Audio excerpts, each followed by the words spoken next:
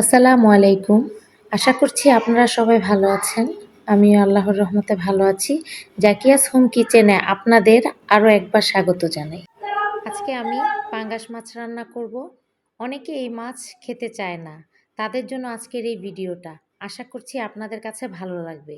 প্রথমে পাঙ্গাস মাছগুলোকে আমি লবণ আর লেবু দিয়ে ভালো করে পরিষ্কার করে মাখিয়ে ধুয়ে নিয়েছি।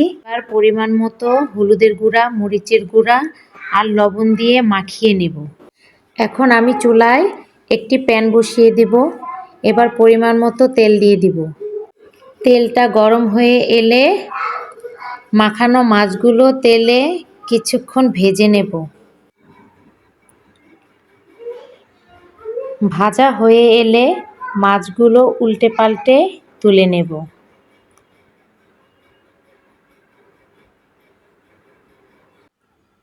আবারও প্যানে তেল দিয়ে পরিমাণ মতো পেঁয়াজ আর কাঁচামরিচ কুচি দিয়ে ভালো করে ভেজে নেব।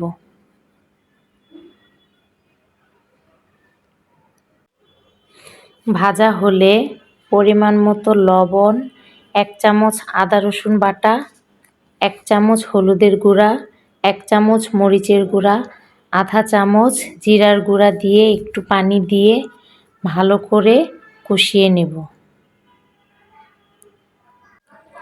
আমার কাছে ফ্রোজেন টমেটো ছিল, একটা টমেটো কুচি করে দিয়ে দিয়েছি।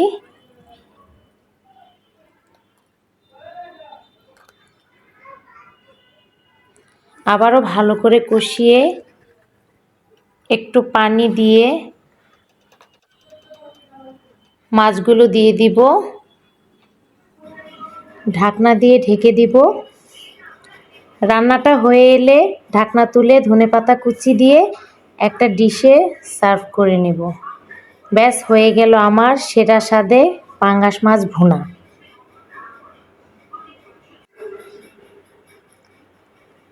আমার আজকের ভিডিওটা আপনাদের কাছে যদি ভালো লেগে থাকে, প্লিজ ভিডিওটিতে একটা লাইক, কমেন্ট, শেয়ার করতে ভুলবেন না।